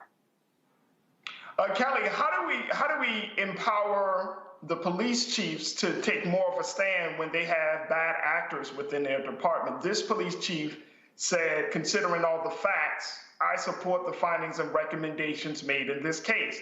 However, he still seems, and I'm speaking of Chief Rodney Bryant, he still seems to be in an anomaly when you're talking about police chiefs kind of going against their officers. How do we empower them to make those decisions? I think it comes from societal pressure which is mounting at this point, especially given the recent history of police brutality within the past 45 years, starting with Trayvon Martin. Actually, that was more than 4 or 5 years ago. But I remember with Trayvon Martin and the cases since then, there has been this mounting pressure by way of the Black Lives Matter movement, by way of Black people just being, damn tired of it all, pushing and pressing their officers and the powers that be to have something changed within the system. What I have noticed in that pressure, however, is that the response that these police chiefs do, or the people who are in position to hire and fire the officers who commit these atrocities, is that it almost feels like it's easier for them to fire immediately Black officers because subconsciously they feel like, they were going to mess up anyway, somehow, some way. And if they fire this one, it's like, look, we do discipline. Look, we do this, but you're not doing it for your white counterparts. So there's levels to it and there's some nuances to it, but it all starts with societal pressure and really just being aware of racial tensions, being aware of the cultural shift, meaning police officers are not the end-all be-all when it comes to law anymore. They are no longer the overseers of the country anymore. We are accountable for our own actions. Community policing is a thing within the community, not necessarily having police officers in the community to police. There's a difference. That culture is shifting. And the more police chiefs across jurisdictions, across the country, realize that the culture is shifting, that even their own police officer base is shifting. Like the people coming in, their mentality is also shifting. The sooner they realize that, the quicker change will appear in policy, in action, and in policing overall in this country. Yeah, I would totally agree with you on that, Kelly. And I think that, and I love how you said that there has to be like a solid pressure, because even though folks aren't protesting in the street as much as they used to, as we saw last year, the fact is that we have to keep the fire going. And I, as an organizer, as an activist, that is one of the hardest things that I think people grapple with when it comes to these issues. Consistency is key. Consistency is everything. That's one of the hardest things, that if you want to see the change that you believe should happen, you have to be the catalyst for that change. And Brother Michael, I'm gonna give you a couple of seconds just to kind of speak to that, but you got to be the catalyst of change. You can't just say, we did this last year and expect stuff to change this year. Well, consistency comes from actually having a plan. Facts, and oftentimes people confuse just protesting as the plan. Protesting, marching, those mass protests, those are tactics. That's not a plan. And this is one of the mistakes that people make, even evaluating the civil rights movement. Okay, what's lacking today are targeted, sustained economic withdrawal strategies, targeted, sustained economic boycotts, because oftentimes we're not operating from a plan. Many people mean well, but they really haven't studied those strategies that worked properly in the past. Dr. King, April 3rd, 1968, his last speech, I've been to the mountaintop, which is 43 minutes. People focus in on the last 2 minutes when he talks about getting to the mountaintop. He said, we have to always anchor our external direct action with the power of economic withdrawal. We have to always anchor our external direct action with the power of economic withdrawal. This is what's missing right now with trying to force through the For the People Act. The proper economic pressure is not being put on corporations, who will then put pressure on Manchin, Senator Joe Manchin, Kristen Sinema, because they help finance them, and then some more Republicans in the Senate, because you need 60 votes to get the bill passed in the Senate. So a lot of people say this is not your grandfather's civil rights movement. Well, you need to go study your grandfather's civil rights movement and what it came out of, because it was successful, but it was derailed. It was successful, but see, it was derailed. It was not able to complete. And then the next level, the Black Power movement comes out of SNCC in 1966, and comes out of the civil rights movement. So we have to understand these movements together, and then at the same time that the Black Power movement and the civil rights movement was taking place in the U.S., the African liberation movement was taking place concurrently on the continent of Africa. And today, by the way, is Jamaica's Independence Day. August 6, 1962, Jamaica declared their independence from Great Britain. It is well said, Brother Michael. Speaking of movement, folks, it looks like the number of COVID cases are increasing daily. 100,000 new cases. That is the new daily average of the U.S. COVID coronavirus cases per day. Take a look at these numbers. That exceeds the number of transmissions last summer before vaccines were even available. Take a look at this. I want y'all to take a hard look at this. Here are the national numbers, folks. 36,305,074 cases, with the death toll now being 631,899 reported deaths. The majority of new infections are among those who are unvaccinated. That's based upon the data. Now, Dr. Anthony Fauci has urged vaccines are the best protection against more severe illness and death. And according to the White House data director, Dr. Cyrus Schaefer, half of the U.S. population is fully vaccinated against COVID-19. Now, folks, yesterday I was on the panel, had a conversation about vaccinations and all of that good stuff. But we're seeing numbers, and again, I am not supportive of the fact that we have created this culture war of unvaccinated versus vaccinated. This was a global pandemic. This started off as a global pandemic where we're talking about being together. When we're talking about we're in this together. The vaccine comes out, and guess what happened? It has created division. The vaccine has been rolled out, and it has started issues among family members. Now, we weren't already seeing each other because of the virus itself, but now we don't want to see each other because of vaccinations. And so we're being broken apart. And I'm seeing this country, especially in Black and brown communities, there are some deep divides over this issue.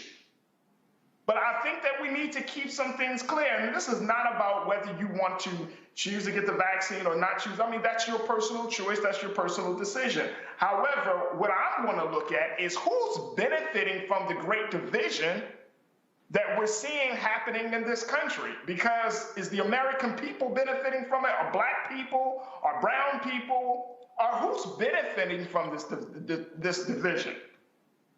I want to go to my panel on this, and Dr. Carter, I'm seeing this, and I'm seeing these cases, and I'm seeing the culture wars.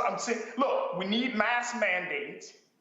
We need people to wash their damn hands. We need people to stay socially distant. Stop going to damn music concerts that have thousands of people, We need to see all of these things, but at the same time, let's not be forgetful of the fact that this government, the United States of America, the corporations that are supporting the United States of America, Pfizer and all of these places, Moderna and Johnson & Johnson, and they're just mishandling of everything they touch, that this government never had our health interests at heart.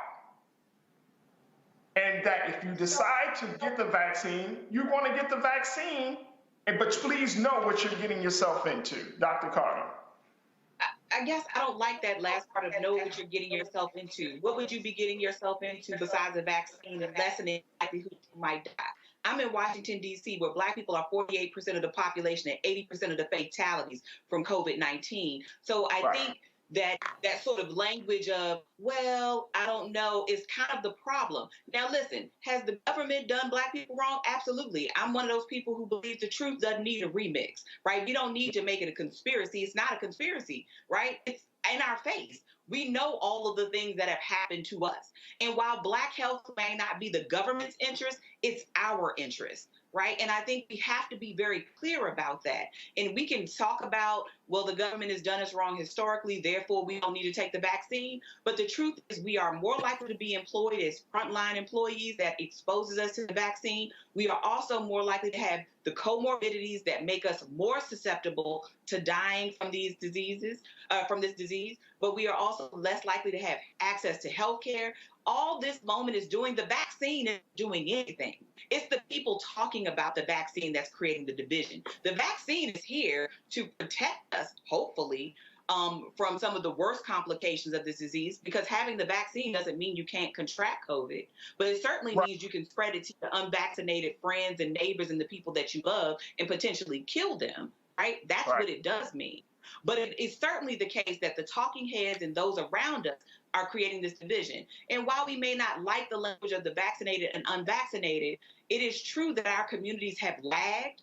And lots of the conversations that we have had about whether people take the vaccine or don't take the vaccine are not about telling more truth about what the United States has done to Black people. And I won't even say that far into the past, right? It's not been that long ago, right? Where we've seen some of these egregious sort of medical errors. But there's also the case that one of the things that I think makes this moment different is the fact that this was one of the times when we had a global concentrated effort on a singular vaccination. And I'm not going to tell Black people, don't get vaccinated for COVID-19, just like I'm not going to tell them, well, don't get the polio vaccine or the measles, mumps, rubella vaccine or any other vaccines. No, white America may not have had our health, or this government may not have our health in mind, but can Black people benefit from this? Yes.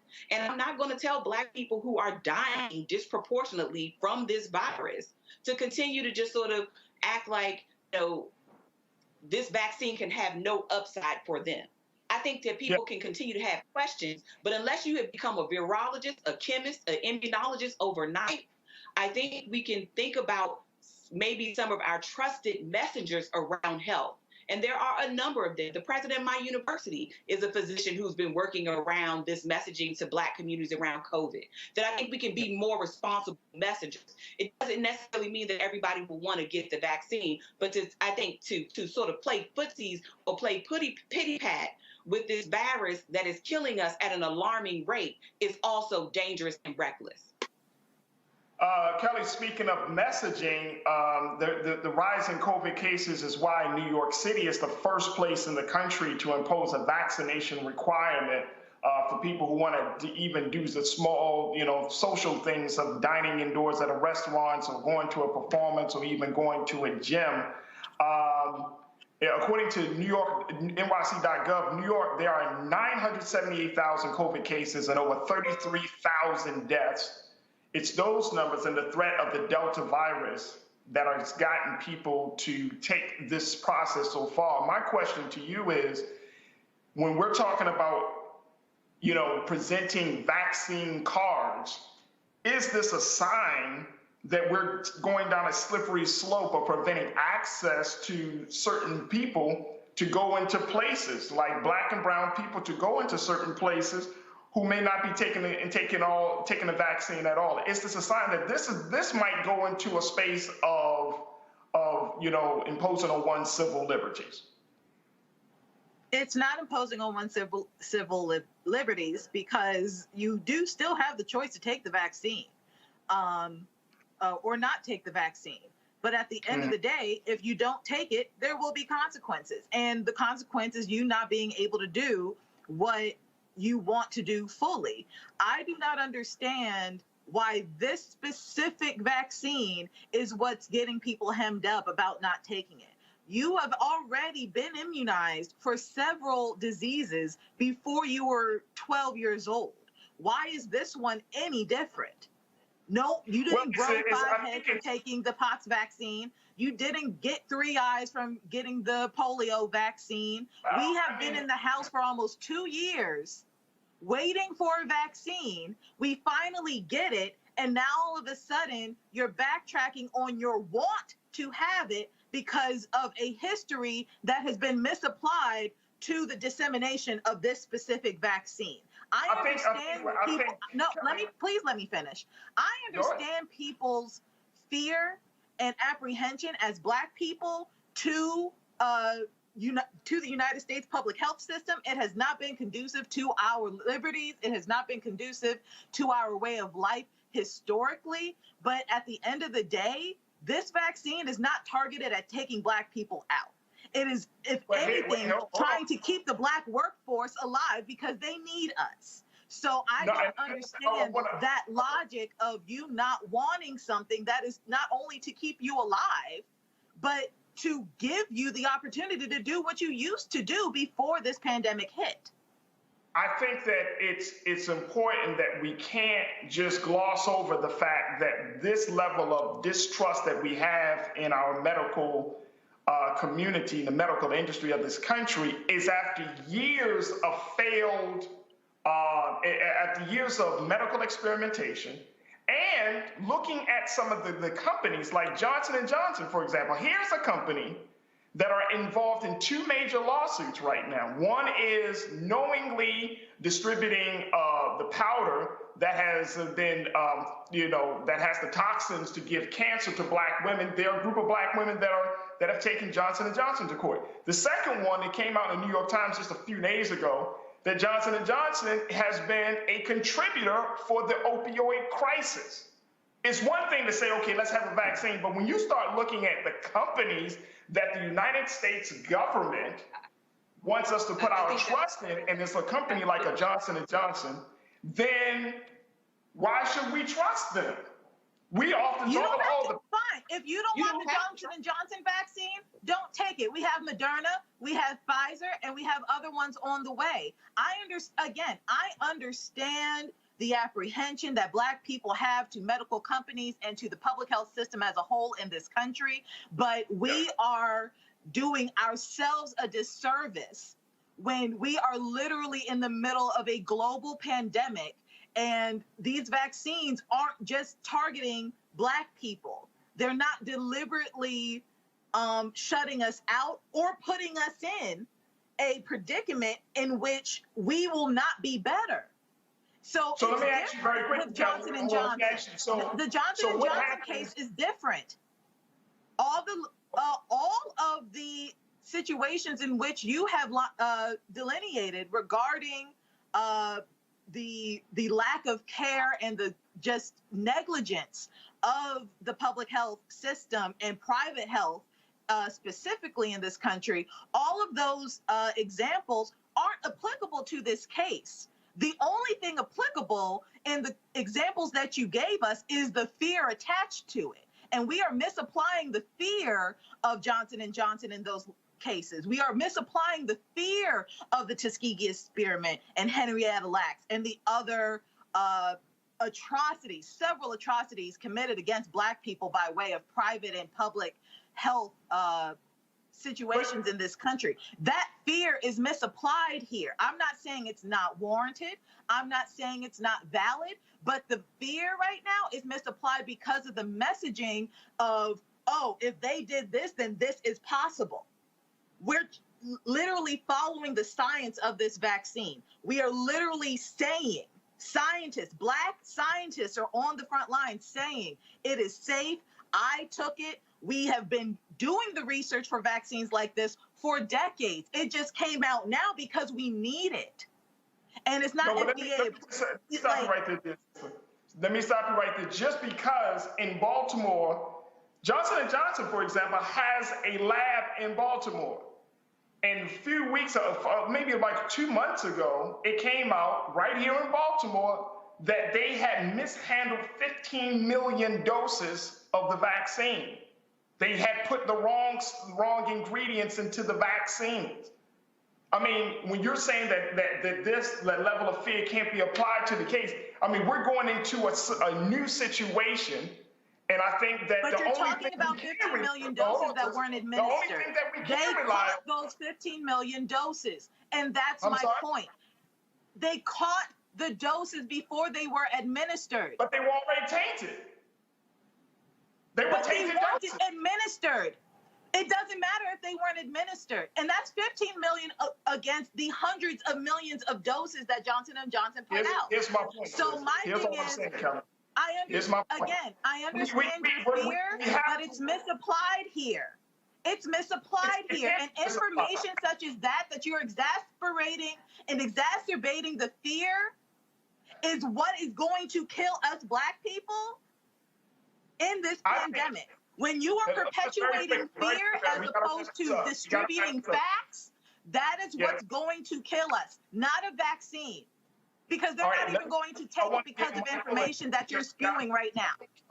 Hold on, I want to get Michael in, and I appreciate you, sis, but I want to get Michael in as we trying to get some final words because we got to wrap up the show. But Michael, conversation. Okay. One, I get medical advice from medical professionals. One. Two. Exactly. The question that your original question is who is benefiting from this. These are the culture wars. Fox News is benefiting from this. Rupert Murdoch, who got vaccinated, is benefiting from this. Donald Trump is benefiting from this. Donald Trump got vaccinated also, so did Melania. They just didn't do it in public. And see, Fox News had to institute a vaccine mandate, meaning if you want to work at Fox, you got to get vaccinated after they lied to these dumbasses that keep watching Fox News, because at some point, them Republicans, there's a lot of the Republicans in the GOP, a lot of them in the House of Representatives just had a press conference where they were encouraging people to get vaccinated because they realized, you know what, we keep lying to these people and we're killing the dumbasses that are stupid enough to keep voting for us. Now, where are we going to keep finding people dumb enough to keep voting for us if we keep killing them? So people benefiting from these culture wars have been Rupert Murdoch, have been Newsmax, have been Fox News, have been people like the My Pillow guy, okay? People like that. Then the other thing is, and hopefully Roland to bring Malcolm Nance on, counterterrorist expert Malcolm Nance, because a lot of this disinformation dealing with vaccines and anti-vax information is coming from Russia. That's another thing. And that's something that people like really are not focused on. A lot of this anti-vax stuff, and it didn't just start like this month. It's been coming for the past few years. Malcolm Nance has been talking about this for probably about 2 years that I know of. Now, lastly, I'll wrap up with this. I've talked about this before. We don't make these same arguments when it comes to Viagra, when it comes to Cialis, when it comes to cigarettes. Go to the American Lung Association website and look up the ingredients in cigarettes. There are 600 ingredients in cigarettes. Only a fraction are on the package. Cigarette smoke produces 70 known carcinogens, which are cancer-causing agents. What is on the side of a package is a big-ass warning label that says, warning, smoking cigarettes could be hazardous to your health from the Surgeon General. People, African-Americans smoking Cools and Newports and things like this with a menthol in it, and the menthol targets African-Americans, okay? We bypass all that stuff, okay, but then just focus on the vaccine. All this other stuff, all this other medication that we take, we don't make none of these arguments for all that other medication. So questions are good. I'm not against our people having questions, but address questions to medical professionals, especially those that know your medical history and know your risk factors. Gotcha. And I think to your point, Brother Michael, it talks about, you know, the whole conversation about being immunocompromised and all of those things. And I would agree. Go to a medical professional. Don't wait for a talking head to give you medical advice. But I think that it is important that we continue to have the conversation, as Brother Roland has been doing here on this platform, especially among Black folks, well-thinking, critical thinking Black folks, that we need to have these conversations. Look, folks, I appreciate your time. Kelly Bethea, JD, communication strategist. Kelly, thank you so much for your time. Dr. Niambi Carter, who is the professor at Howard University for the Department of Political Science, and Brother Michael M. Hotep, host of the African Heritage Network. Thank you so much. African History Network show. Oh, sorry, okay. African History Network, excuse me. Thank you so much for joining me in the conversation tonight. Folks, I want to thank you for joining us here on Roland Martin Unfiltered. As you know, we can't do all of this great production, can't have this show without your support. So if you'd like to support us so we can continue to bring you the stories that matter to us, make sure you send us some cash, show your love. Hit up Brother Roland on the Cash App at RM Unfiltered. You can go on PayPal, you can go on Zelle, you can go on Venmo, and do all that you can to support Roland Martin Unfiltered. God willing, our big brother will be back on Monday, back in the driver's seat. And he will talk to us a little bit about some of the things that are happening. So I appreciate each and every one of you for joining us. Thank you for all of our Facebook and YouTube watchers. Thank you, thank you, thank you. And of course, we thank you for so much for the great conversation. All right. So as my big brothers say, thank you for joining us. Let's continue to bring the funk with Roland Martin Unfiltered. I'm your special guest host, Raji Muhammad. It has certainly been a pleasure to talk to you tonight. Thank you, Brother Roland, for giving me the wonderful opportunity to sit in the big chair to represent you. As always, we end the week by showing love to our Bring the Funk fan club. Check it out. Peace.